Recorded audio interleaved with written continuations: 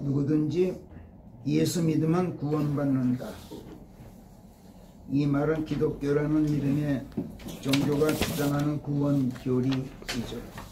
예수 믿으면 구원받는다. 그러나 이 교리는 성경적 그리스도 신앙을 왜곡해서 기독교라는 이름의 종교로 변질시켜버린 자들이 임의로 가공해서 고안해낸 아주 허황한 거짓 구원체계입니다. 성경이 제시하는 진짜 구원체계가 아니란 얘기예요.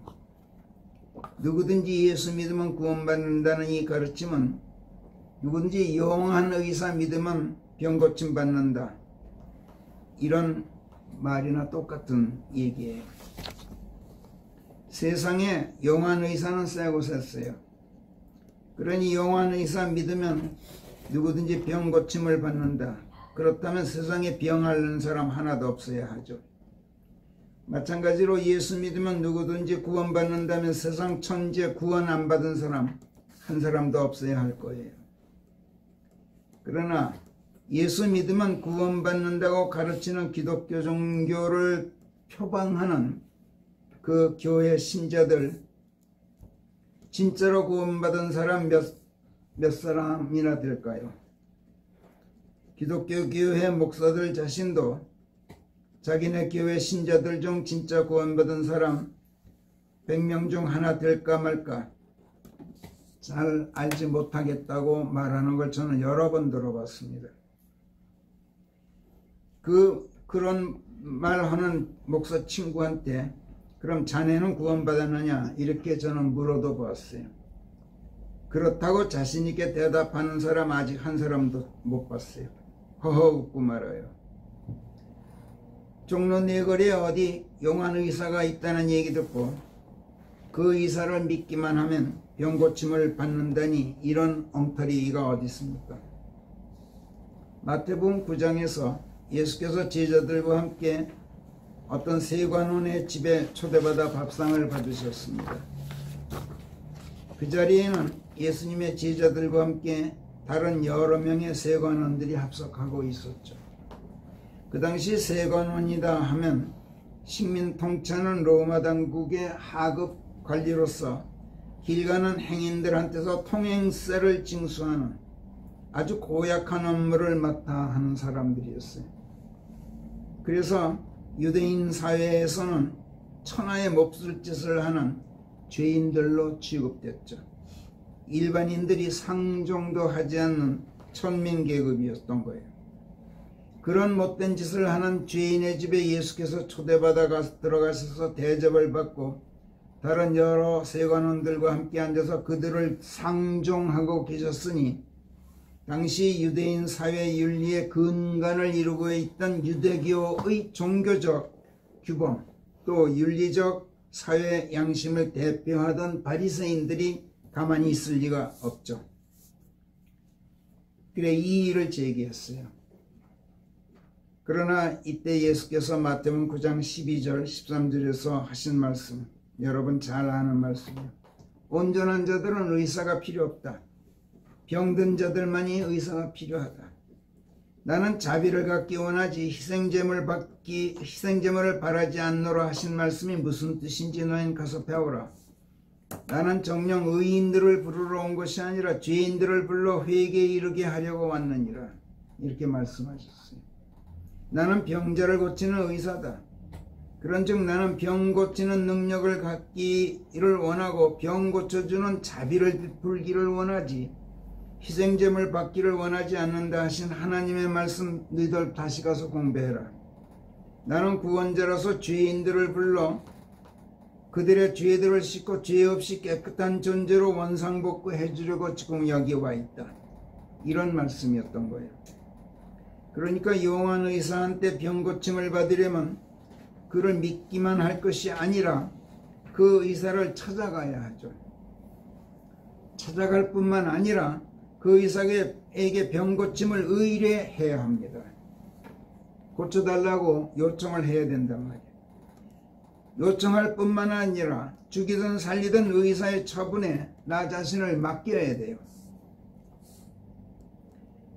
또 그것만이 아니에요. 의사의 처분에 나 자신을 온전히 맡겼으면 이번엔 그 의사가 손을 써줘야 돼요. 있는 능력 모두 발휘해서 의술을 펼쳐줘야 된단 말이에요. 그렇지 않으면 아무 소용도 없어요. 마태복음 9장에서 이런 일이 있은 뒤에 어떤 회당장이 예수께 왔어요. 제 딸이 방금 죽었습니다. 그러나 오셔서 주의 손을 그 아이에게 얹기만 하시면 그 아이가 살아날 겁니다. 이렇게 말씀드렸어요. 예수님을 믿기만 했던 것이 아니에요. 예수께서 죽은 사람도 살릴 수 있다는 사실을 믿었고 그것을 믿기만 한 것이 아니라 죽은 딸에게 손을 얹으시든 무엇을 하시든 간에 예수께서 손을 써주셔야만 죽은 딸이 살아나리라는 것을 믿었어요. 그러려면 딸이 예수께 오든 예수께서 딸에게 오시든 아무튼 둘의 만남이 이루어져야 한다는 걸 알았어요. 그러나 죽은 딸이 올 수는 없겠죠. 그러니까 예수께서 오셔서 그 딸과의 만남이 이루어지도록 요청을 했던 거예요. 예수께서 일어나셨어요. 회당장을 따라 나섰죠. 가서 손을 쓰셔야만 하였기 때문이에요. 그런데 가시는 도중에 12해 동안 하혈병을 앓고 있던 어떤 여인이 예수님의 뒤로 와서 그분의 옷단에 살며시 옷을 대는 것이었어요. 예수님의 옷에 손을 대기만 해도 병이 나을 것을 믿었기 때문이에요. 요컨대 예수님을 믿기만 한 게 아니라 그분께서 치유하실 권능을 가지신 것을 믿었고 권능을 믿었을 뿐만 아니라 그 권능에 자기 자신을 맡겼단 말이에요. 그러나 그 당시 사회윤리상 여인네가 남정네의 몸에 손을 댄다는 것은 요즘으로 치자면 성범죄를 저지르는 것이나 똑같았어요. 용납되지 않는 일이었어요. 그래서 예수님의 뒤로 와서 사람들 모르게 살며시 그분의 옷에 손을 댔던 거죠. 그러자 이때 그 여인의 병이 떠나갔다고 가르치는 사람들이 많아. 다들 그렇게 생각하죠. 여러분도 그렇게 생각하시죠. 천만의 말씀. 그 여인이 예수님의 손에 손을 대기만 하면 병 고침을 받을 수 있을 것이라고 믿었고 또 믿었을 뿐만 아니라 예수께 와서 몰래나마 예수님의 옷에 손을 대었어요. 몰래 그랬지만 예수께서 그걸 알아차리셨어요. 알아차리셨을 뿐만 아니라 그 다음 뭐라 그러셨어요? 그녀의 병이 떠나가도록 예수께서 손을 써주셨어요. 딸아 안심하라, 네 믿음이 너를 온전하게 하였느니라 하고 말씀하셨단 말이에요. 이 말씀, 이렇게 말씀하신 것이 바로 예수께서 그녀에게 손을 쓰신 것이었어요. 예수께서 말씀하신 것이 의사가 자기 의료 시술을 펼친 것이란 말이에요. 하나님께서 뭐든지 말씀으로 하셔요. 창조도 심지어 천지창조도 말씀으로 하셨어요. 그러자 비로소 그녀의 병이 떠나가고 완치되었어요. 이때 만약 예수께서 그녀가 당신에게 와서 당신 옷에 손을 댄 것만 알아차린 다음 손을 쓰지 않으셨더라면 치유의 역사는 일어나지 않았을 거예요. 예수께서 그 회당장의 집에 당도하시자 안으로 들어가셔서 소녀의 손을 잡으셨어요. 바로 손을 쓰셨던 거예요. 그러자 죽은 소녀가 일어났어요. 이 일로 해서 예수님의 명성이 널리 퍼져나갔죠. 예수께서 그 집에서 떠나시자 소경 두 사람이 예수님을 따라 왔어요. 다윗의 아들이시여 자비를 베푸소서 이렇게 부르짖으셨어요. 예수께서 자기들을 불쌍히 여기셔 자비를 베풀고 치유의 권능을 발휘하시면 눈을 뜨게 해드리라고 믿었던 것이고 믿기만 했던 게 아니라 예수께 나와 왔던 것이고 나와 오기만 한 것이 아니라 손 써주실 것을 간구했단 말이에요. 예수께서 그들에게 물으셨어요. 내가 이것을 능히 할 수 있다고 너희가 믿느냐? 뭐라고 대답했어요? 예 주여, 주께서 능히 저희들의 눈을 뜨게 하실 걸 저희가 믿습니다. 그러나 그들이 그렇게 믿었다고 그들의 눈이 뜨이는 게 아니었어요.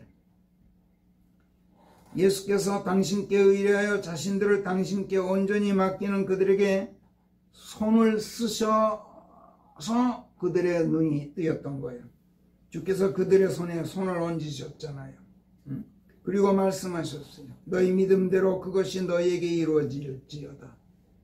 이 말씀이 손을 쓰신 거예요. 그러자 그들의 눈이 뜨였어요. 예수님의 말씀이 치유의 권능을 발휘하였단 말이에요. 이처럼 구원도 단지 예수님을 믿는다고 이루어지는 게 아니라 믿었으면 그분을 찾아가야 하고 찾아가 손 써주실 것을 간구해야 하고 그분의 저분의 모든 것을 맡겨야 하고 또 당신을 믿고 당신께 와서 당신의 처분에 자신들을 온전히 맡긴 자들에게 예수께서 손을 써주셔야만 구원이 이루어져요. 그런데 기독교라는 이름의 종교는 이런 일련의 모든 과정을 전부 거두절미하고 예수 믿으면 구원받는다는 그들만의 허무맹랑한 거짓 구원 체계를 만들어냈던 거예요. 예수님을 믿는 건 어려운 일 아니에요. 그분께 구원의 권능이 있고 그분만이 구원하실 수 있다고 믿는 것도 어려운 일이 아니죠. 그런데 문제가 있어요. 다른데 문제가 있어요. 어떤 문제가 있습니까? 그분께서 사람들 곁에 가까이 계시지 않는다는 점이야. 그분께서는 지금 최첨단 로켓을 타고 빛의 속도로 날아가도 아니 빛보다도 더 빠른 양자의 속도로 날아가도 금년도 노벨 물리학상 탄 세 사람이 양자역학에 대해서 놀라운 걸 발견한 사람들이죠. 그 빛보다도 더 빨라요. 이 양자라는 건. 언제 시간 있으면 제가 설명을 드릴게요. 그렇게 빨리 날아가도 수십억 광년도 더 되는 아주 먼 곳. 인간이 절대로 도달할 수 없는 우주 박셋째 하늘에 예수께서 지금 올라가 계셔요. 설사 이 땅에 지금 계신다 하더라도 팔레스타인 땅 어디 예루살렘 도성 어딘가에 계신다 할지라도 보통 문제가 아니죠. 사람들이 다 비행기 타고 또 배 타고 또 자동차 타고 거기로 찾아갈 수 있는 게 아니잖아요. 설사 빚내고 집 팔아 비행기표 사고 배표 사고 자동차 사서 천신만 곳 끝에 그곳에 도착한다 해도 예수님을 상면하려면 어떻게 해요? 수십억 명이 줄 서 기다리는 곳에 끼어 있어 10년이 걸려도 내 차례가 못 올 거야. 그러니까 단지 믿기만 하는 게 아니라 예수께 찾아가고 가서 예수께 손 써주실 것을 간구하고 죽이든 살리든 손 쓰시는 그분께 자신을 온전히 맡기고 맡긴 대로 예수께서 손을 써주시도록 하는 일이 그렇게 쉬운 일이 아니란 말이에요. 그래서 예수께서 몸으로 여기에 계시지 않기로 결정하시고 영으로 지구의 모든 곳, 모든 때, 모든 사람들에게 두루 계시기로 결정하고 몸으로는 하늘로 올라가셨던 거예요. 그리고 영으로 지금 이 땅에 임하여 계신데 곧 하나님의 말씀들이 그 영이시다. 이렇게 우리가 배웠어요. 예수께서 그렇게 밝히셨잖아요. 내가 너에게 들려주는 말씀들 그게 영이다. 그게 생명이다. 그래서 사람들이 그분을 믿는다면 그분의 말씀들을 믿으면 되고 그분을 찾아간다면 말씀들을 찾아 나서면 되고 그분께 병고침의 권능이 있고 구원의 권능이 있다고 믿는다면 하나님의 말씀들 안에 그 모든 권능들이 있다고 믿으면 되고 병고침 받고 구원받기 위해서 그분의 처분의 모든 것을 의뢰한다면 하나님의 말씀들의 처분의 모든 것을 맡기면 되고 그분께서 손 써주셔서 권능을 발휘하도록 하려면 하나님의 말씀들이 내게 날카롭게 작용해서 내 안에서 살아 역사하도록 하면 돼요. 이거를 기독교라는 종교에서는 가르치지 않아요. 그리고 예수님을 무슨 뭐 유령 참듯이 도깨비 찾듯이 관념 속에서 예수 믿으면 구원받는다 이따위 소리나 하고 있단 말이에요. 자, 어떻게 해야 그렇다면 이런 모든 일들이 실질적으로 일어나게 할 수 있을까? 어떻게 해야 내가 하나님의 말씀이 내 안에서 살아 역사하도록 할 수 있을까? 성경은 예수 그리스도를 믿고 그분에 들어가 그분께 밀착해서 그분과 한 몸이 되어라, 하나의 살이 되라고 권고합니다. 예수 그리스도와 알을 이루고 믿음을 이루라고 권고한단 말이에요. 요컨대 그리스도 안으로 침례되라고 권고하는 겁니다. 그런데 그분께서 지금 여기 몸으로 가까이 계시지 않으니 침례되어 들어갈 수도 없고, 계신다 해도 그분 안으로 어떻게 들어가겠어요? 그래서 영으로 계시고 하나님의 말씀들로 계신 거예요. 그러니까 예수님 안으로 침례되려면 말씀들 안으로, 즉 그리스도의 영 안으로 침례되어 들어가면 돼요. 침례가 아니면 아무것도 이루어지질 않아요. 병 고침이고 구원이고 뭐가 아무것도 없어요. 그러므로 예수 믿으면 구원받는다는 것은 거짓말이에요. 침례가 아니면 아무것도 아니에요. 이 침례 신앙을 기독교 종교가 가르치질 않아요. 구원은 하나님의 말씀들 안으로의 침례를 통해서만 이루어져요. 모든 역사가, 하나님께서 행하시는 모든 역사가 침례를 통해서만 이루어져요. 구원받는다는 건 거듭나는 것을 말하죠. 거듭난다는 것은 그리스도의 죽으심 안으로 침례되어 들어가서 그분의 죽으심 안에서 그분과 함께 옛사람의 육신적 자아가 죽는 걸 말해요. 그리고 죽은 자들로부터 다시 일으키신 그분의 부활 안에서 그분과 함께 영원한 생명을 가진 새 사람, 그 영적 자아로 태어나는 것, 이걸 거듭난다고 말해요. 그러나 거듭난 뒤에도 여러분, 육신은 영적 존재가 아니잖아요. 육신은 자연인 그대로 남아있어요. 그래서 지금 구원받았다는 것은 혼만의 구원을 말하지 육신의 구원까지 말하는 건 아니에요. 구원받고 영원한 생명을 갖게 되는 것은 혼이지 몸이 아니란 말이에요. 그래서 몸은 죽어요. 병들고 몸은 썩어요.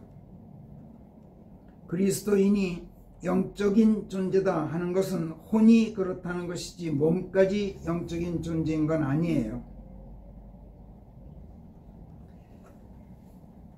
영적인 존재는 땅이 아니라 하늘 족보에 등재되어 있는 것을 말해요. 그러나 혼만 하늘 족보에 등재되어 있지 몸까지 그런 건 아니란 말이에요. 침례를 통해서 옛사람의 죄의 몸이 멸하여졌다. 몸이 멸하여졌다. 이 말은 구원받고 영적 존재가 된 혼, 이 혼이 죄의 몸과 결별을 선언하게 되었다, 이런 뜻이에요. 성경에 보면 두 주인을 섬길 수 없다, 이런 말씀 여러 번 나오죠. 사람에게 영혼육 3요소가 있어요. 혼이 나의 자아야. 이 혼이 육을 섬기느냐 영을 섬기느냐, 이거에 따라서 주인, 혼이 두 주인을 섬길 수가 없어요. 영과 육을 함께 섬길 수가 없어요. 그런데 내가 영이 죽어 있을 때는 혼이 불가불 육을 섬겨요. 육과 한 몸이 되어 있어야 돼요. 근데 내가 내 안에 성령께서 들어왔어. 그러니까 이 혼이 너하고는 안 살아. 나는 성령과 살 거야. 이렇게 결합해 버렸단 말이야. 따돌림 당한 거야. 육이, 몸이 완전히 버림받았단 말이야. 그걸 멸망했다. 죄의 몸이 멸함받았다. 이렇게 말하는 거예요. 그런데 그래도 여전히 영과 혼이 육 안에 들어있어요. 육이 살아있는 동안은 별도리가 없잖아요. 사실 이게 미스터리예요. 왜 그럴까? 하나님께서 그렇게 만들어 놓으셨어요. 이 육안에서 모든 고통을 겪게 하셔요. 혼과 영이 육안에서 고뇌를 겪도록 번민토록 하신단 말이에요. 그래서 이 몸을 죽이는 일이 얼마나 어려운 일인가. 그 어려운 일을 예수께서 하셨다는 것을 깨닫게 하기 위해서 그러는 거예요. 어쨌든 그래서 몸은 죽을 수밖에 없고 흙으로 돌아가게 돼 있어요. 죽으면 혼과 영만 하늘로 올라가게 돼 있어요. 영은 본래 하나님께로부터 하늘에서 온 것이기 때문에 죄인이건 아니건 사람의 영은 다 하늘로 복귀해요. 사람이 죽는 것을 뭐라 그럽니까? 성경, 킹제임스 성경 사람이 죽는 걸 이걸 전부 뭐 숨을 거뒀다 이렇게 번역하는데 우리는 그렇게 안 해요. 직역해요. 영을 내놔. Give up the ghost로 그래요. ghost. ghost가 뭐야? 귀신, 유령, 영. 영을 내놓았다는데 위로 내놓은 거야. 위로, up. 다운이 아니라 위로 들였다. 복귀하는 걸 말해요. 영은 올라가게 돼 있어요. 혼, 구원받으면 영을 따라서 하늘로 가지만 구원받지 못하면 지옥으로 가요. 몸은 지옥으로 가는 게 아니라 흙으로 돌아가서 썩어서 흙으로 돌아가게 돼 있어요. 그 예가 거기 있죠. 창세기 25장 7절이니 뭐 17절이니 Give up the ghost의 그 예가 나와 있어요. 예수님께서도 십자가에서 영을 내어놓으셨다 이렇게 쓰고 있는 걸 우리가 여러 번 봤죠. 더구나 구원받은 사람의 영은 사람의 영이 아니라 하나님의 영이에요. 곧 성령이시기 때문에 더더구나 하늘로 복귀하게 돼 있어요.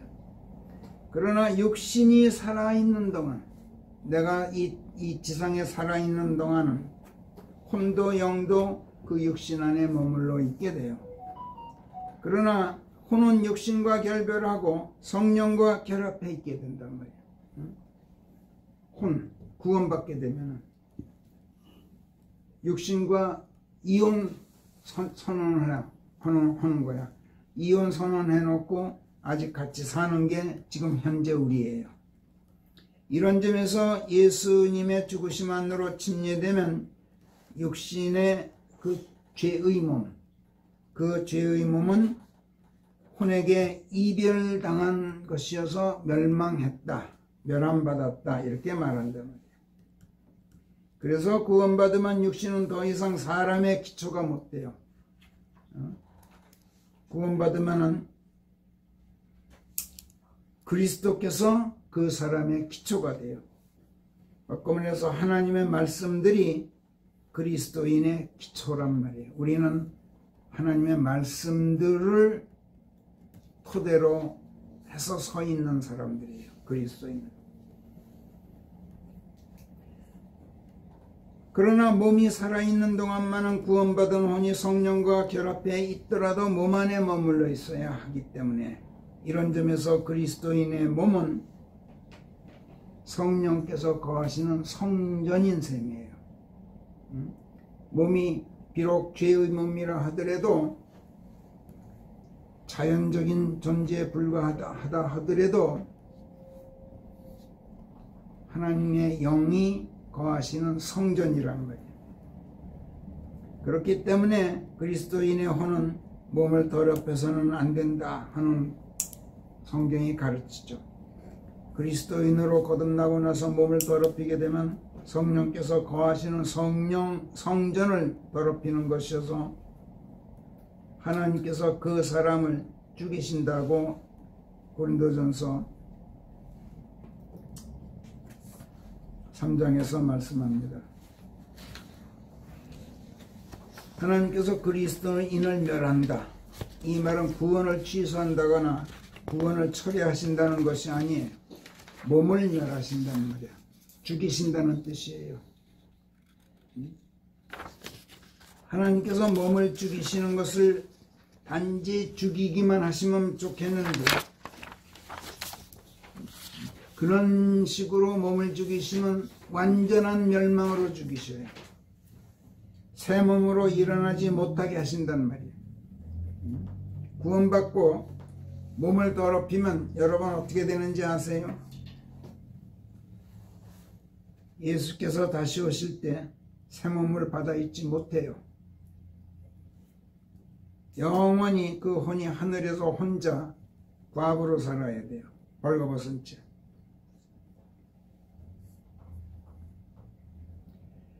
그리고 아까 말씀드린 대로 우리의 혼이 성령과 결합하고 육신과 결별을 한 뒤 육신 안에 계속 머물러 있도록 하시는 이유 이미 설명드렸죠.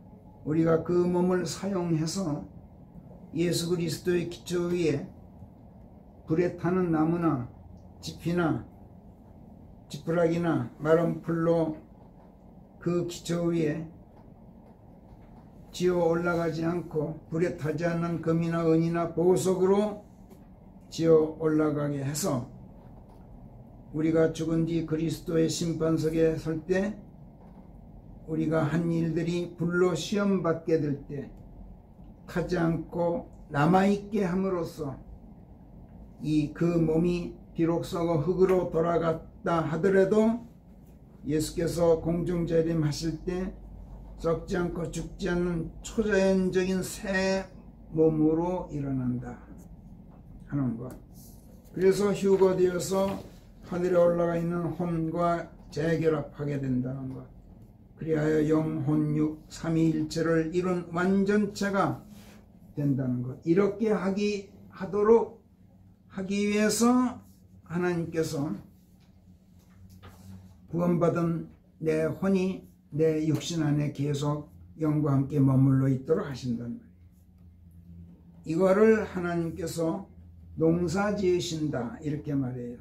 또는 건축하신다 이렇게도 성경이 고린도전서 3장에서 표현하셔요.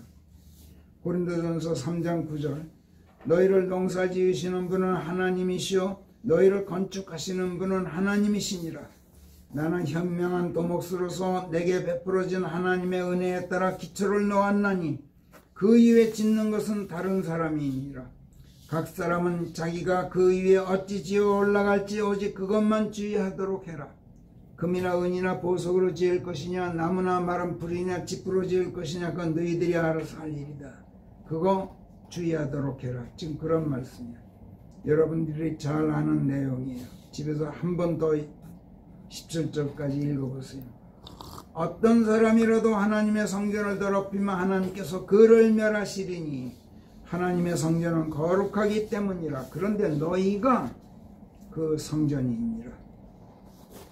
육신이 지상에 살고 있는 동안 영과 결합해 있는 혼이 육신 안에 계속 머물러 있지만 하늘 족보에 등재되는 것을 다른 말로 하나님의 왕국에 들어가 있다 이렇게 말씀해요. 혼은 이렇게 우선 하나님의 왕국에 들어가 있다가 장차 죽은 몸이 썩지 않는 새 몸으로 다시 일으켜져서 영혼력이 온전한 삼위일체를 이루게 될 때는 그 완전체는 하늘의 왕국이 아니라 하나님의 왕국이 아니라 하늘의 왕국, 소위 기독교에서 말하는 천국에 들어가 있게 돼요.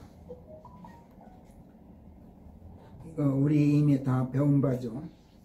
그런데 이 모든 과정이 여러분 우리 힘으로 되는 게 아니란 말이에요. 모든 과정이 성령의 권능으로 되는 일이. 하나님의 말씀을 믿으면 성령께서 나를 말씀 안으로 침례시켜요. 말씀에 달라붙어서 말씀과 알을 이루게 하고 믿음을 이루게 해서 말씀과 한 몸 하나의 살이 되게 하셔요. 내가 하는 게 아니라 성령께서 하신단 말이에요. 그래서 이 침례를 성령 침례라 그래요. 성령 침례는 몸으로는 드높이 하늘에 계시지만 영으로, 즉 하나님의 말씀으로 이 땅에 임하여 계신 예수께서 사람들을 하나님의 말씀 안으로 침례시켜서 말씀과 한 몸이 되게 하시는 것. 이로써 결국 당신과 한 몸 하나의 살이 되게 하시는 것을 성령 침례다. 이렇게 표현하는 거예요.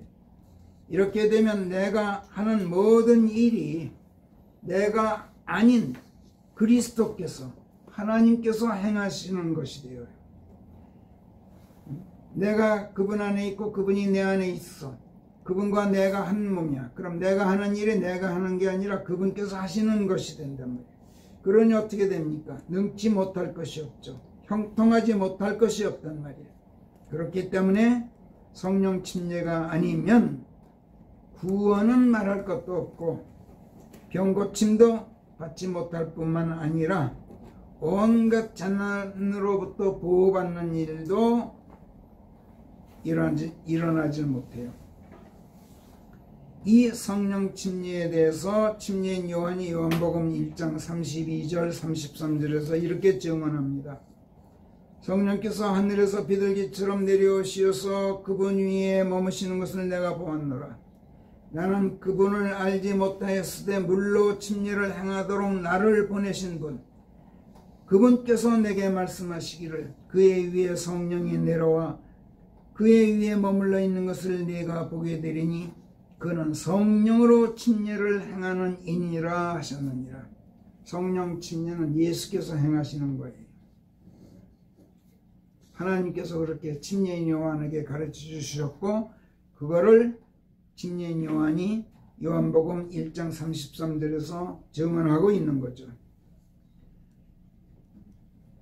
또 요한복음 3장 5절에서 예수께서 뭐라 그랬어요? 사람이 물에서 태어나지 않고 성령에서 태어나지 않으면 그는 하나님의 왕국에 들어갈 수가 없느니라.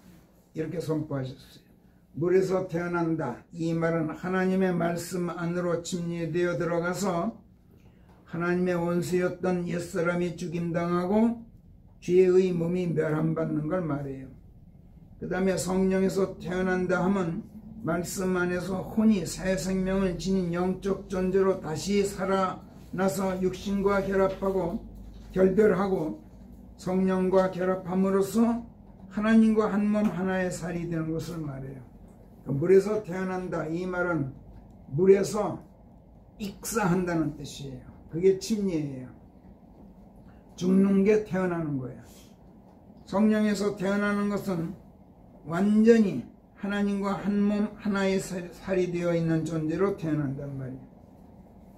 이런 존재가 된 사람들을 성경은 하나님의 자녀들이다 또는 하나님의 아들들이다 이렇게 말씀해요. 예수 그리스도와 정혼한 그분의 신부다 이렇게 말하기도 하고 더 나아가 하나님의 아내다 이렇게 말씀하기도 해요. 아직은 아니죠. 우리가 어린 양의 혼인식이 하늘에서 치러지고 나야만 하나님의 아내가 돼요. 지금은 아직 약혼만 한 상태예요. 자, 예수 믿으면 구원받는다는 헛된 교리로 구원받았다고 자처하는 기독교 종교 교회 신자들, 그들 뭐라 그래요? 하나님의 자녀들이 있네, 그리스도의 신부 있네, 전부 자기네들이 그렇다고 얘기해요. 이거 다 하나님의 권위를 찬탈하는 것이고 하나님의 존엄을 짓밟는 거예요. 전부 사칭하는 거란 말이에요. 그런데 그들은 그 무지로 인해서 그들이 엄청난 죄를 짓고 있으면서도 그 무지 때문에 그걸 모르고 있어요. 무지가 엄청난 죄를 계속 저지르고 있단 말이에요. 그러나 여러분, 그들에게 그럼에도 불구하고 하나님께서는 연민을 품고 계셔요. 어떻게 해서든 그들의 눈을 뜨게 하고 마음을 각성시켜서 무지에서 깨어나게 하셔서 종교를 통해서 그들을 볼모로 사로잡고 있는 마귀의 손아귀에서 그들을 건져내시려고 고심하고 계셔요. 그러시면서 우리가 그들의 심장에 하나님의 말씀들을 화살들로 쏘아 보내기를 기대하고 계셔요. 그리고 우리에게 그 화살들을 계속 공급해주고 계셔요. 그 화살들을 우리가 쓰지 않으면 하나님께서 중단하셔요. 그러면 이미 받았던 화살들이 사가버려 써먹지를 못하게 된단 말이에요. 그래서 우리는 하나님께서 계속 공급해 주시는 하나님의 말씀들을 써야 돼요. 그걸 하나님께서 지금 기대하고 계신단 말이에요. 오늘 예배를 시작하면서 성령께서 욥기 33장 말씀들을 묵상하도록 성령께서 인도하셨죠. 욥기 33장 아까 이미 설명드렸어요. 욥과 그의 친구 세 사람 간의 긴 논쟁이 끝나자 느닷없이 등장한 신비의 인물 엘리후. 젊은이에요. 욥의 심장에 화살들을 날려보냅니다. 욥을 아프게 질타하죠. 그의 양심을 일깨워요. 그가 하나님에 대하여 얼마나 지독한 무지에 빠져 있는지, 그 무지 때문에 욥이 얼마나 지독한 자기 의에 사로잡혀 있는지, 그래서 얼마나 교만해져 있는지 그거를 날카롭게 지적하고 있는 말씀 중에 일부였어요. 엘리후가 예수 그리스도를 연상케 하는 인물로 32장에서부터 37장에 이르기까지 욥과 그의 세 친구들에게 던지는 따끔한 그 말들을 보면 가히 그리스도께서 그들의 심장을 향해 쏘아보내고 계신 말씀들처럼 그 엘리후의 말들이 아주 따끔해요. 욥기 33장으로 돌아가서 아까 읽었던 8절부터 26절까지 간략한 설명을 곁들여서 다시 한번 읽어보겠습니다. 8절 내가 듣는 데서 그대가 분명히 말하였고 그대가 말하는 소리를 내가 들었나니 그대가 이르기를 여기 8절, 9절, 10절, 11절, 12절에 보면은 욥의 문제가 뭔지 아주 간략하게 개괄하고 있어요. 또 욥의 친구들의 문제는 뭐였는지도 아주 간략하게 개괄합니다. 그대가 이르기를 나는 깨끗하니 범법하지 않았은즉 나는 결백하여 내 안에 패역이 없노라 하였다. 하나님께서도 그렇게 인정했어요. 근데 그게 문제란 말이야. 나는 병이 없다. 난 의사가 필요 없다. 이 선언이란 말이야. 나 예수 필요 없다. 이 선언이에요. 얼마나 자기 의에 몰입해 있는 겁니까? 얼마나 대단한 교만입니까? 11절 그분께서 내 두 발의 착고를 채우고 그분께서 내 모든 길들을 노려보고 계시도다 하였느니라. 잘못 없는데 하나님께서 지금 부당하게 나를 치고 계신 것이다. 자기는 옳은데 하나님은 부당하다 이 말이야.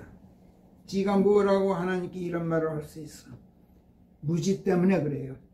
12절 보라 이 점에서 그대가 옳지 못하도다.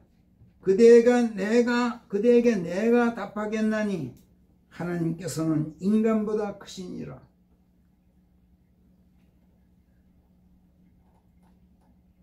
그래 이 욥과 그의 세 친구 간의 치열한 논쟁은 욥기 4장에서부터 31장까지 장장 27장에 걸쳐서 진행되지만 그 자리에 엘리후라는 젊은이가 끼어 있었다거나 그들의 논쟁을 그가 엿듣고 있었다는 징후는 그 어디에서도 엿보이질 않아요. 그런데 그는 그들의 논쟁을 다 듣고 있었다는 거야. 그래서 엘리후는 신비의 인물이다 이렇게 제가 말씀드리는 건데 그의 입에서 나온 말씀들을 들어보면 그가 예수님의 예표인 동시에 성령의 예표인 걸 우리가 능히 알 수 있어요. 그리고 엘리후는 욥의 문제가 무엇이고 그의 세 친구들의 문제가 무엇인지를 간략하게 개괄하는 32장 서두에 다음과 같은 서술과 함께 32장에서 느닷없이 등장해요. 32장 1절 제가 읽을게요. 1절부터 욥이 그같이 제 눈에 스스로 의롭다 하는지라 이들 세 사람이 그에게 응수하기를 중지하더라. 엘리후의 진노에 불이 붙었으니 욥이 하나님보다 저 자신을 정당화시키는지라 그의 진노가 욥을 겨냥하여 불붙었던 것이더라. 그의 세 친구들에 대해서도 그의 진노가 불붙었으니 이는 그들이 옳은 답을 찾지 못하였기 때문이요 그러면서도 욥을 정죄하였기 때문이더라. 이렇게 쓰고 있어요. 욥은 자기가 아무 죄도 없이 환난에 처해 고난당하고 있다고 생각했어요. 그러나 그러면서도 하나님을 원망하거나 하나님을 탓하지는 않았어요. 왜? 하나님은 만물의 주인이시기 때문에 만물의 생사화복을 마음대로 주관하실 권한을 갖고 계신다, 이렇게 생각했던 거예요. 맞아요. 틀린 생각이 아니에요. 근데 항상 이 욥의 친구들도 그래요. 욥의 친구들이 욥에게 한 말 들어보면 한마디도 틀린 말이 없어. 근데 그 틀린 말이 없다는 그게 문제예요. 옳은 말만, 사람들이 옳은 말만 한다는 게 그게 정말 문제인 거예요. 하나님께서 보시기에. 자기 의를 계속 쏟아내는데 옳은 말만 가지고 자기 의를 쏟아낸다는 거예요.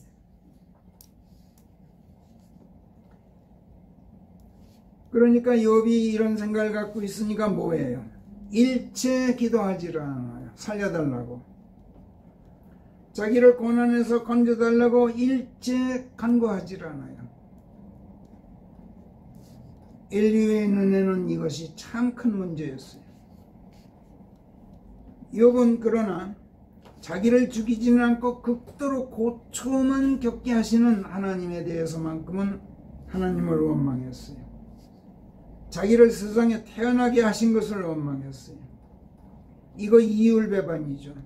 생사화복을 주관할 권한이 하나님께 있음을 인정하면서 왜 자기를 생하게 하신 것을 왜 원망해요? 하나님의 권한인데. 또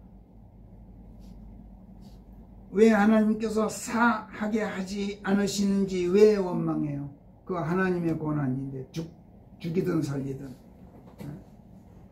그러면서 자기를 환난에 처하도록 하시는 하나님의 뜻이 대체 무엇일까? 여기에 대해서는 일체 생각하지도 않고 생각하려고도 안 했어요. 또 이것을 헤아리려고, 하나님의 뜻이 대체 무엇일까, 이걸 헤아리려고 헤아릴 수 있는 명철을 구하지도 않았어요. 저 혼자 똑똑하기만 했어요. 그래서 욥은 하나님에 대해 극도로 무지했어요. 그러면서 하나님의 뜻을 조금이라도 헤아려볼 생각이 없었어요. 자기 나름대로 그냥 지멋대로 하나님을 판단하고 있었어요.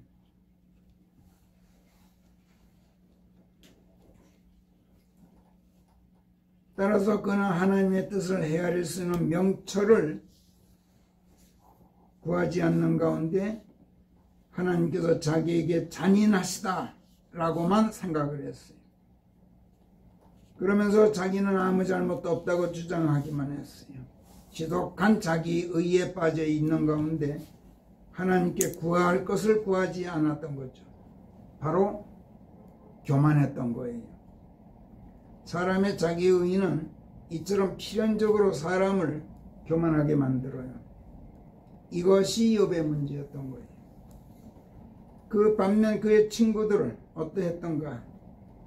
그들은 그가 환난에 처하게 된 건 자기네들이 잘 모르지만 어쨌든 욥이 죄를 지었기 때문이다, 이렇게 생각했어요. 욥과 마찬가지로 하나님의 뜻을 헤아리지는 못하는 무지에 빠져 있었어요. 그러면서 하나님의 뜻을 헤아릴 수 있는 명철을 구하지 않는 가운데 욥을 조금이라도 위로하거나 욥을 위해서 하나님께 한마디라도 기도할 생각은 전혀 하질 않았어요. 그렇게 옳은 말을 쏟아내면서 그 친구들이 빌닷이든 엘리파즈든 소파리든 하는 이 친구들 그렇게 똑똑한데 욥을 위해서 한마디도 기도하지 않았어요. 정말 똑똑한 친구들이었어요. 잘난 친구들이었단 말이에요. 그리고 욥을 정죄하기만 했어요. 그리고 하나님을 두둔해요. 하나님은 옳으시다. 내가 틀려서 그런 거다. 위로하러 왔다는 친구들이 그래요. 시간이 있으면 욥의 세 친구들이 욥에게 한 말 하나하나 다 한번 살펴보고 싶어요. 오늘은 시간이 없으니까 다음으로 미루겠습니다. 욥기 32장으로 돌아가서 4절. 이때 엘리후는 그들이 자기보다 연상이 없기 때문에 제 생각으로는 엘리후가 예수님의 나이쯤 됐을 거예요. 33세에서 34세 사이. 그래서 욥이 말을 다 할 때까지 기다리고 있었더라. 이들 세 사람의 입에 더 이상 음수할 말이 없는 것을 엘리후가 보고 이때 그의 진노에 불이 붙었던 것이더라.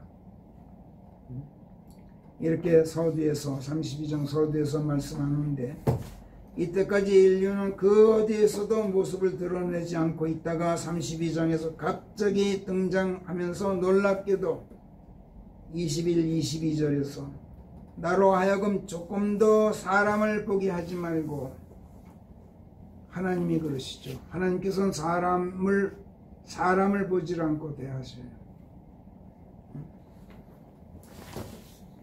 나로 하여금 조금 더 사람을 보게 하지 말고 사람에게 아부하는 호칭들을 붙이게 하지도 마시오.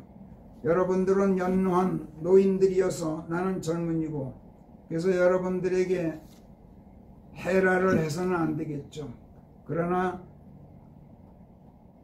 그런 사람에게 아부하는 호칭 나 안 쓰겠소. 지금 그러는 거예요. 이거 하나님이나 선언할 수 있는 말이죠. 이는 내가 아부하는 호칭들을 붙일 줄도 알지 못하려니와 그랬다가는 나를 지으신 분께서 나를 지체 없이 치워버리실 것이기 때문이요. 이렇게 선언하고 그 뒤로 하나님께서 마치 그들을 상대하시듯이 엘리야가 33장 1절에서 이렇게 선언해요. 욥이여, 내 모든 말들에 귀를 기울여 내가 이르는 모든 말들을 귀담아 들으라. 이렇게 선포한 다음에 5절에서 그대가 내게 답변할 수 있거든 일어서서 그대의 말들을 정연하게 내 앞에 개진해 보아라. 이건 하나님께서 신문하시는 거나 똑같아요. 6절 보라, 그대의 소원대로 하나님을 대신하여 내가 있나니. 얼마나 놀래요. 근데 엘리야가 이렇게 선언해요. 자, 나 지금 하나님 대신해서 지금 내 앞에 와 있어. 나 또한 흙에서 형성되어 나왔느니라. 그렇다고 해서 내가 하늘에서 떨어졌느냐? 그게 아니야. 나도 너와 똑같은 사람이야. 이게 뭘 말합니까? 여러분, 우리가 하나님께로부터 공급받은 화살들을 가득히 가지고 있다면, 우리 화살통에 하나님의 말씀들을 가득 우리 마음속에 담아 갖고 있다면 우리는 하나님을 대신하여 세상에 와 있는 사람들이에요.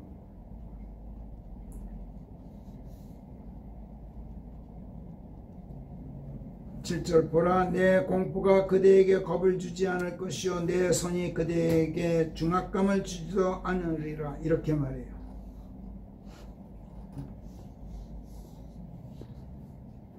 그 말투가 지엄하신 하나님의 권위 넘치는 어투로 지금 질타해요. 그렇지만 그 또한 흙에서 형성되어 나온 사람이라고 소개하면서 겁먹지 말아라. 나는 성자 하나님도 아니고 성령 하나님도 아니다. 나는 너희들과 똑같은 사람이다.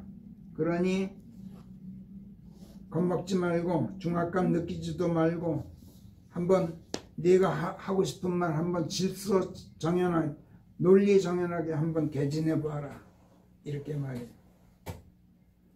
그러면서 자기가 그들에게 할 말로 가득 차 있다. 나는 지금 너희들한테 해야 될 말로 가득 차 있다. 마치 포도주 부대가 터질 것처럼 내 배가 터지기 일보 직전이다. 이렇게 표현하고 있어요.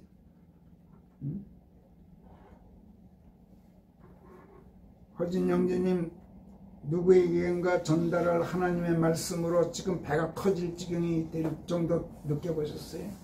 아니요. 그래야 돼요.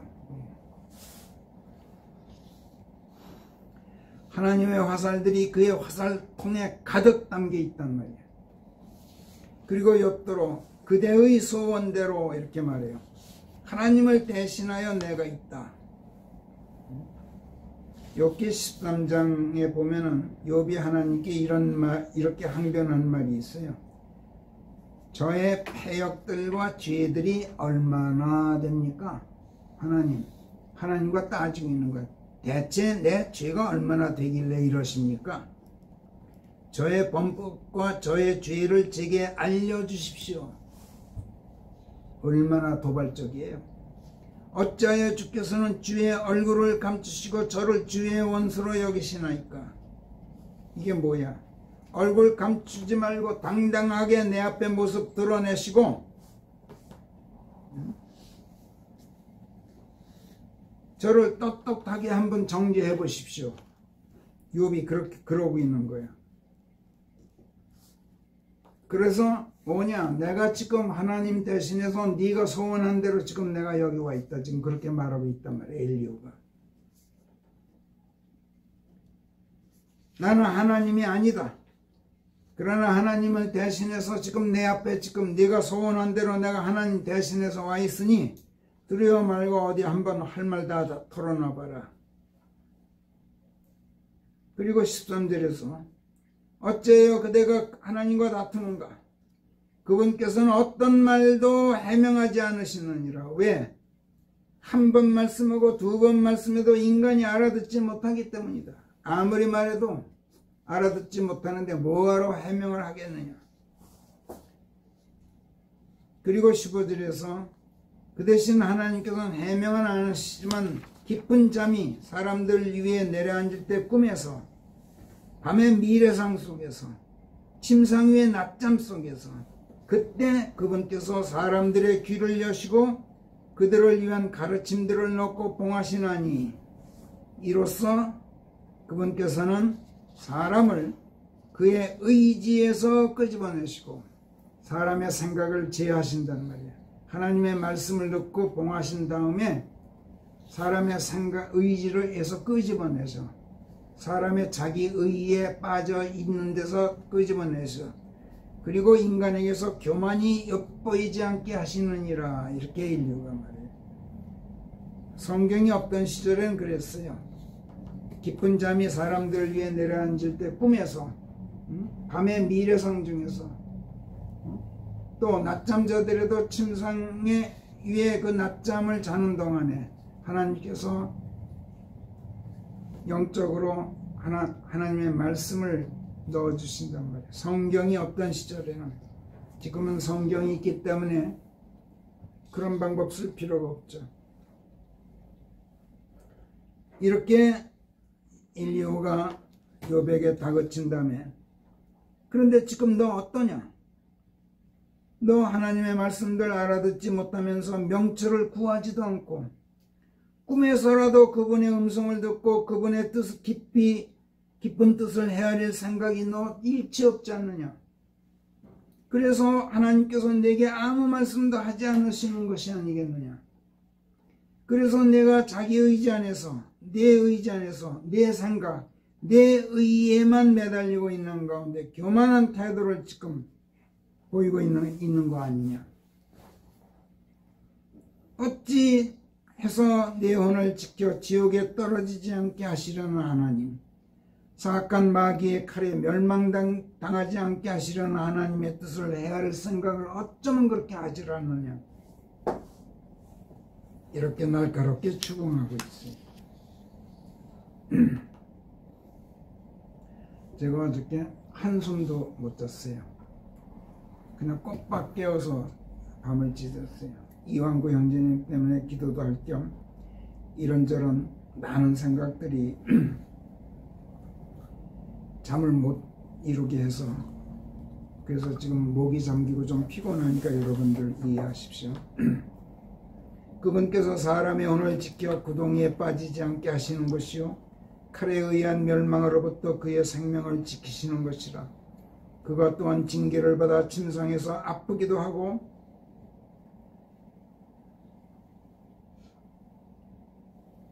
19절 20절 이거 전부 우리 지금 현재 이완구 형제님이나 우리 김수경 자매님 연상케 하는 말씀들이에요. 그가 또한 징계를 받아 침상에서 아프기도 하고. 징계받는다는 거 여러분 참 싫어하시죠? 그러나 히브리서 12장에서 뭐라 그래요? 하나님께서는 사랑하시는 자를 징계하시느니라. 아비가 징계하는 자식이 아니라면 그 사생자지 그게 무슨 자식이냐, 이런 말씀하는 거 여러분 기억하시죠? 하나님께서 징계하신다는 것은 하나님께서 아들로 인정하고 계신 거예요. 하나님께서 아버지 노릇을 해주고 계신 거예요. 그가 또한 징계를 받아 침상에서 아프기도 하고 그의 뼈들 곳곳이 강한 통증으로 아파서 그의 생명이 빵을 지겨워하게 되고 먹기가 싫어. 그의 혼이 맛있는 음식을 싫어하게 되기도 하느니라. 식음을 전폐하게 되죠. 몸이 아프면. 그가 살이 빠져서 눈뜨고 볼 수 없게 되고 보이지 않던 그의 뼈들이 붉어져 나오기도 하느니라.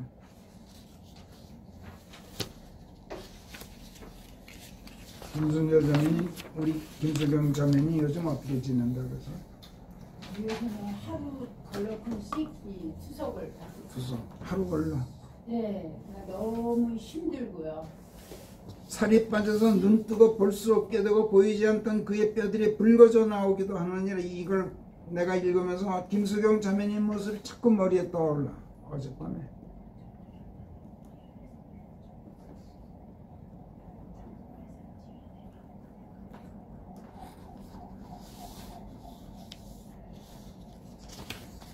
그야말로 그의 혼이 음부에 다가가고 그의 생명이 멸망자들에게 다가가느니라. 그렇지만 이게 다 너를 마귀의 손에서 건져내시려는 하나님의 고육지책이야. 너 이것도 모르고 함부로 교만하게 짓거리고 있지 않느냐. 이렇게 엘리후가 욥을 꾸짖습니다. 저는 우리 이왕비 형제님이나 김수경 자매님에 대해서 하나님께 얼마나 감사했는지 몰라요. 욥처럼 이렇게 함부로 짓거리질 않지는 않아요. 우리 자매님도 그렇고 형제님도 그렇고. 그게 감사했어요. 그러면서 지금 엘리후가 여기서 욥더러 네가 이토록 무지한 거 왜 그런지 아느냐? 하나님의 뜻을 헤아리게 해줄, 설명해줄 해설자가 내게 없었기 때문이야.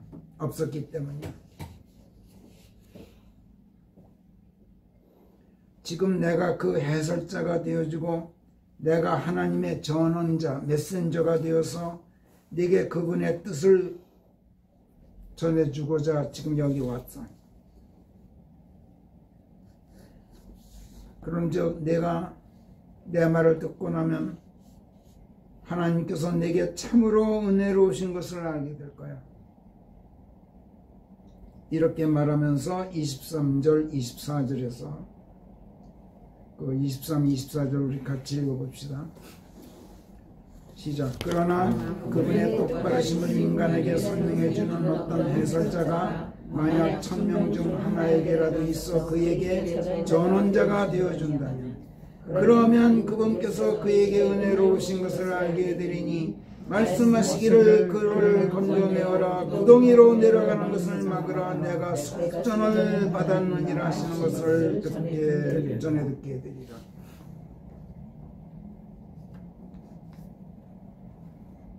이렇게 엘리후가 자기가 거기에 등장한 이유를 밝히고 있어요. 인간이 어떤 억울한 일을 당하더라도 하나님께서 부당하실 수는 절대로 없다는 것. 하나님께서는 똑바르시다는 것. upright라 그래요. 킹제임스 성경 이 단어를 써요. right는 옳다는 뜻이고 up은 위죠. 여기서 이것처럼 아주 위로 직립하셔. 이걸 그냥 정직한 정도가 아니라 어떤 경우에도 굽히지를 않으셔요. 당신의 뜻을. 하나님께서는 이걸 upright라고 그래요.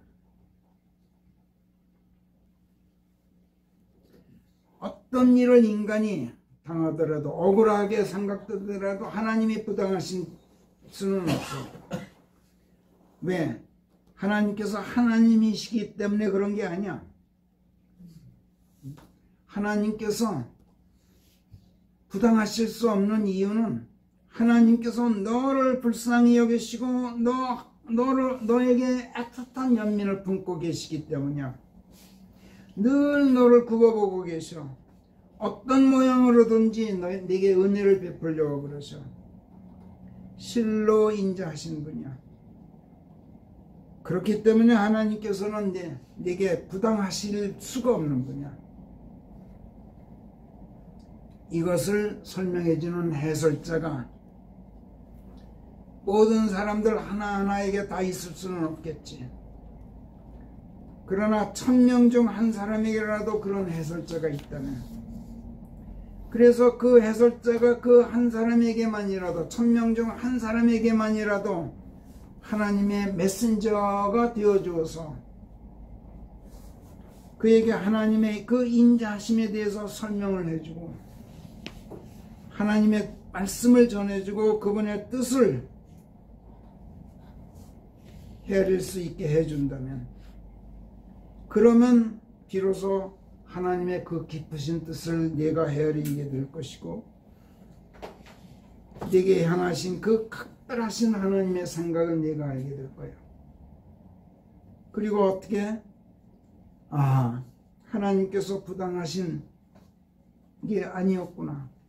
하나님께서 내게 잔인하신 게 아니었구나. 냉혹하신 것도 아니고 무심하신 것도 아니었구나. 나를 정죄하시는 것도 아니고 나를 응징하고 벌하시는 것도 아니었구나. 설령 나를 징계하고 계신 것일지라도 주께서는 사랑하시는 자를 징계하시고 당신께서 받으시는 아들이면 다 채찍질 하신다 하였느니라. 이렇게 성령께서 말씀하지 않으셨던가? 징계하심을 너희가 견뎌내면 하나님께서 너희를 아들들을 대하듯 대하신다. 이렇게 말씀하지 않으셨던가? 아버지가 징계하지 않는다면 그가 무슨 아들이냐? 모두가 징계를 받는 자들인데 너희에게만 징계가 없다면 너희는 사생자들이지 아들들이 아니라. 이렇게 말씀하지 않으시는가? 그런즉 내가 설사 징계 받을지라도 감사할 일이로구나. 더 나아가 나를 마귀의 손아귀에서 건져내시려고 하나님의 아들 예수 그리스도께로부터 속전을 받아내고 계신 것이로구나. 이로써 내가 지옥으로 내려가는 걸 막으려고 그러시는구나. 내가 죽더라도 내 몸을, 흙으로 돌아간 내 몸 대신 새 몸을 내 혼에게 입혀주시려고 하늘 지성소에 올라가서 나를 중보하고 계신 대제사장 예수께로부터 속전을 지금 받아내고 계시는구나. 그래서 최후의 심판 때 마귀가 함께 던져질 불못에 나를 던지지 않으시려고 지금 그러시는구나. 이거를 내가 알게 될 거야. 내가 지금 고난 겪고 있는 거, 내 대신 내 죗값을 당신의 피로 치르시고 온갖 치욕, 온갖 고난들을 당하고 죽으신 그분의 고난에 나를 동참시키고 계신 것이로구나. 그 아픔을 나로 하여금 조금이라도 느끼고 깨닫고 조금이라도 감사한 마음을 갖도록 하고 계시는구나. 이렇게 네가 자각할 수 있을 거야. 그리고 하나님께 감사하고 찬양하며 그분께 영광 돌릴 수 있을 거야. 이러라고 인류가 욥을 깨우쳐주고 있었던 거야. 인류는 한 걸음 더 나아가서 하나님의 은혜가 지옥에 가는 것을 막는 것에 그치지 않고 고난에 처하도록 하시는 하나님의 깊으신 뜻과 은혜를 깨닫고 고난의 의무를 터득하게 될 때 어떻게 되는지에 대해서 아주 놀라운 사실을 일깨워주는데, 그게 23절 24절로 되돌아가서 거기서부터 25절 26절까지 우리 같이 한번 다시 한 목소리로 읽어봐요. 시작. 그러나 그분의 똑바르심을 인간에게 설명해주는 어떤 해설자가 만약 1000명 중 하나에게라도 있어 23절부터 그에게 전원자가 되어준다면, 그러면 그분께서 그에게 은혜로우신 것을 알게 되리니 말씀하시기를 그를 건져내어 구덩이로 내려가는 것을 막으라. 내가 속전을 받았느니라 하시는 것을 전해 듣게 되리라. 그러면 그의 살이 아이의 살보다 더 싱싱하게 되리니 그가 그의 젊음의 날들로 되돌아가게 되느니라. 그러므로 그는 하나님께 기도하여야 하나니 그래야 그분께서 그에게 은총을 베푸셔서 그가 기쁨으로 그분의 얼굴을 뵙게 되느니라. 실로 그분께서는 인간에게 당신의 의를 전가해 주고자 하시느니라. 그 농마 같은 인간의 자기의 버려라. 하나님의 의를 받아라.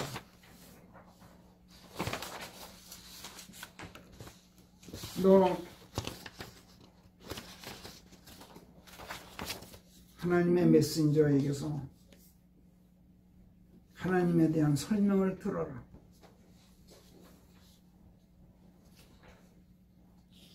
그러면 너를 구덩이에서 구덩이로 내려가는 것을 하나님께서 막아주시는 것만이 아니라, 그러면 내 살이 아이의 살보다 더 싱싱하게 될 것이다. 내 젊음의 날들로 되돌아가게 된다. 얼마나 놀라운 사실이에요. 그러므로 뭐예요? 26절. 하나님께 기도하여야 하나님. 그런데 이 친구들이 욥도 마찬가지고 하나님께 기도를 안 해요.